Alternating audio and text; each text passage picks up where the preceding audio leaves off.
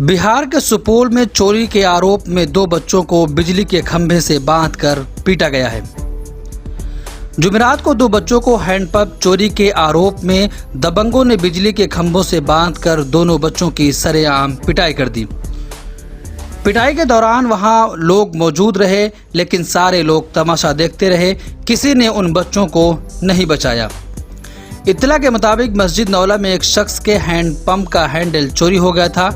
उस आदमी को बस्ती के कुछ लोगों पर चोरी का शक था, लेकिन दोनों बच्चे इससे बिल्कुल बेखबर थे। जुमेरात को दोपहर जब वो और दूसरे बच्चों के साथ चौक पर खेल रहे थे तो दबंग वहां पर पहुंच गए और दोनों बच्चों को पकड़ लिया। फिर उन्हें लाठी डंडों से पीटने लगे। जब वहां भीड़ जमा हुई तो दोनों बच्चों को बिजली के खंभों से बांध दिया और उसके बाद उन दोनों की पिटाई शुरू कर दी। मकामी लोगों ने बताया कि दोनों बच्चों को बारहा पीटा गया। बच्चे लगातार रोते रहे, लेकिन दबंगों पर कोई रहम नहीं आया और वो लगातार बच्चों की पिटाई करते रहे। काफी देर बाद गांव के कुछ लोगों की मुदाखलत के बाद दोनों लड़कों को खोल दिया गया। पिटाई के बाद उन्हें अस्पताल तक भी नहीं जाने दिया गया।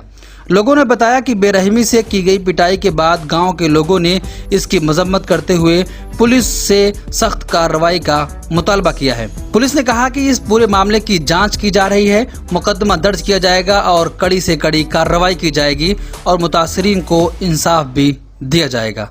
ब्यूरो रिपोर्ट, मिल्लत टाइम्स।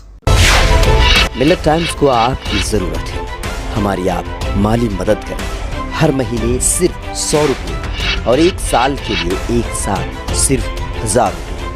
रकम भेजने के लिए यहाँ दिए गए फोन पे, गूगल पे और पेटीएम नंबर का इस्तेमाल कर सकते हैं।